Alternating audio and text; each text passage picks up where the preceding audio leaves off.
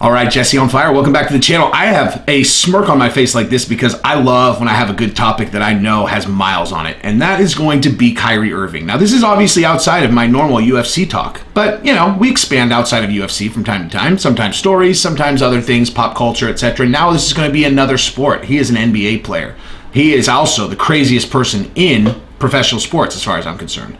And, from there, we're also going to talk about Justin Gaethje, Dustin Poirier, and Dan Hooker. You know, keep it on brand because there's some stuff to talk about there. But let's start with Kyrie Irving because this is almost too good, all right? So I read this article about how, let's actually start here. So the NBA is trying to reopen, all right? Now, this COVID thing is serious, right? Now, people are not really clear on how heavy this is about to be, but I saw a report that 85% of all independently owned restaurants are going to close as a result of COVID. Okay, if people could even start to grasp what the impact on the economy is going to be if that happens, I mean, it's going to be shocking. But the reason I bring that up is because the NBA needs to open too, right? These players need to get paid. The show must go on. So they're trying to figure out a good way to do it, and they came up with the Disney Center. So it's basically like a bubble. They're calling it the bubble, where all the teams and all the players and everybody is going to be in there, and they're going to be playing these games, kind of living in camp life, which sounds so fun to me, by the way. Sounds so fun to me, right? But weird. Certainly weird. No crowds, just the bubble. It's bizarre. Like, it'd be like camp. It'd be so fun, dude. So fun. I don't know how these guys are going to be getting girls in, but they're going to be doing that for sure. Anyway, so Kyrie Irving has been rallying against this, right? Now, for context, Kyrie Irving is the, maybe, in my opinion, first or second best point guard in the NBA. He's incredible at basketball, right? You got Steph Curry, you got Kyrie Irving. I mean, there are a few other guys, but Kyrie is so good, right? He was on the championship team in Cleveland with LeBron. He said he needed to get out of there because of blah, blah, blah. You know, at the time, I remember watching that and just kind of being like, I bet it's LeBron. LeBron's probably cocky. It's probably hard to be around LeBron. Yeah. Then I heard Kyrie Irving believed that the earth was flat. And I was like, wait, what? Is that true? And anytime people would ask him about it, he just refused to answer it. And I was like, okay, he's either doing that because he's like, this is so stupid. He went to Duke, right? He went to Duke. I don't know a lot of Duke people that believe the earth is flat.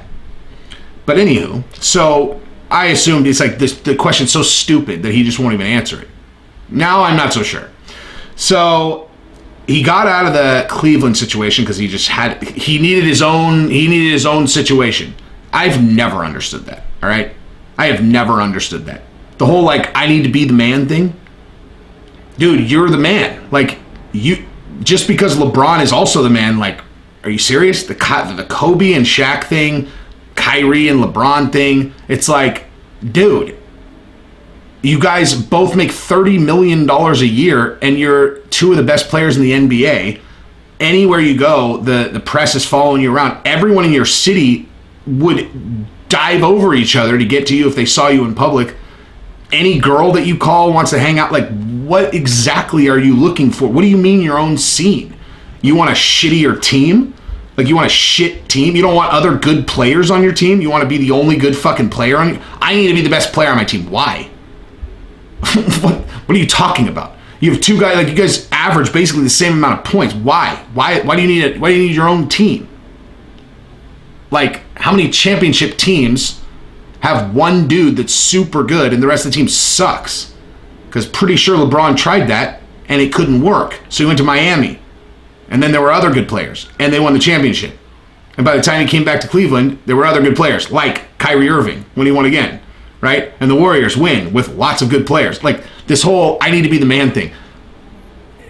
Again, if I had never seen it before, I would have immediately thought Kyrie Irving was a fucking idiot, all right? Now I just think he's one of multiple fucking idiots. Because don't you want good players on your team? You're not getting enough attention? You're not getting enough attention. Oh, you want to get all the attention. Oh, you need all the attention. You need to just swallow it all up. I can't have anyone else that's stealing any of the spotlight from me. It needs to all be on me. Guess what, motherfucker? When you're on a team that sucks balls, you can suck up all the fucking lights and all the attention, and it's going to be a hell of a lot less than if you're the second fiddle to LeBron fucking James on a championship team. you crybaby. Okay? So he's been railing against this bubble thing, right? Don't do the bubble. Don't do the bubble. And then I saw that the reason he was giving everyone is because they needed to focus on social justice and racial injustice in the country. Okay. Now, I am certainly in no position to throw a rock at that movement whatsoever, right? At all, nor would I. But I certainly can question what Kyrie Irving thinks he's going to do by not playing versus playing, earning money, and then donating it to improving situations with the money he earns. So if you're gonna go, so your solve is to go on strike. How? I mean, if no money is involved, why don't you get all these guys that you're trying to rally not to play, and then donate their entirety of their salaries to social programs where they can actually help, right? Then I found out the kicker where I went, oh my gosh, this is the craziest fucking guy in the NBA. Okay, keep in mind, this motherfucker has been making between like $20 and $35 million a year, basically for at least, I mean, I should probably look it up, but at least 5 to 6, 7 years. I mean, like, money does not exist to him anymore, right? It's not like the fact that these other guys are not, like, that he's not getting paid is totally irrelevant. Like, even if he's massively irresponsible with his money, if you've made $30 million a year for, you know, call it 4 or 5 years in a row, like some time off making money, you're fine, right? And I found out that he had shoulder surgery, right? So this whole thing, he's railing, you guys need to not show up. Don't show. We need to focus on this and we need to focus on this. This motherfucker had shoulder surgery. He can't play either way. So this guy has let's call it $100 million in the bank. Okay. He or maybe he knows, or it's like so crazy that he's oblivious to the fact that every other player's not getting paid, that he has more money than any of the other people in the league. He can't play anyway. And he's unclear on why his position is a little bit soft on telling other people not to play. You have more money than any of them, so not getting paid doesn't matter to you. You can't play anyway, and you think the earth is flat. I mean, dude. When I found out he had shoulder surgery, couldn't play either way, I was like, oh my gosh. How could someone lack complete and total self-awareness like that? How could you be so up your own ass that you literally cannot even realize that other people are not in the same situation as you? Like, other people might want to play because they could play, and also they don't have $100 million in the bank. Which brings me back to, like, what is this guy going to offer the social justice movement if he can't connect those dots? Okay, if he can't put together that you can't rail against people going to play basketball in the NBA the year that you can't play anyway, I have serious questions about his ability to problem solve in the inner city. Okay.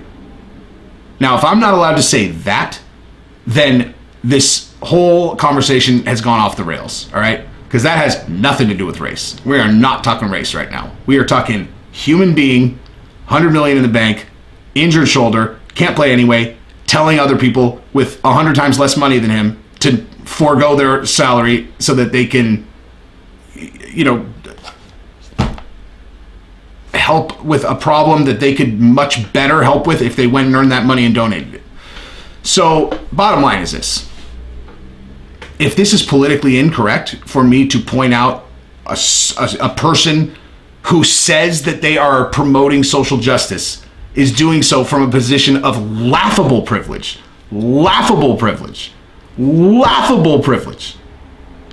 then I don't know where we go from here.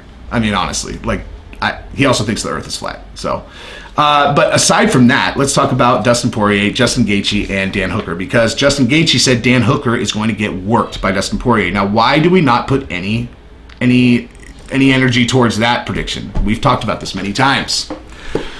Because when a fighter has lost to another fighter, he always says that guy's going to beat everybody, right?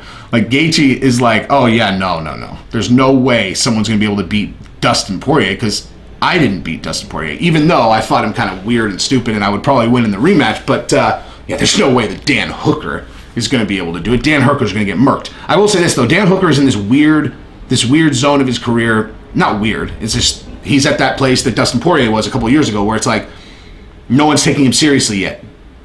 If he keeps winning, people are gonna have to take him serious, you know. And he's got a real shot now. Dustin Poirier is a huge gatekeeper, and I don't mean that like he's a stepping stone. Dustin Poirier is right back in the mix if he wins this fight. You know, I would assume fights Tony Ferguson next, or Conor or something. I don't know, but yeah, this is a legit fight. Whichever one of these guys wins is right in the mix. I mean, if Dan Hooker wins, he's not getting like a title shot next because Conor, Tony, whatever. But it's a meaningful fight. But Gaethje's opinion on it is completely fucking irrelevant. Straight up. I mean, totally fucking irrelevant. Now, Gaethje might hope that Dustin Poirier wins because he wants to get that loss back, and I would totally understand that. But his opinion on who's going to win, totally fucking irrelevant. Anyway, that's what I got. Subscribe to the channel, ring the bell. Peace in the Middle East. Love you guys.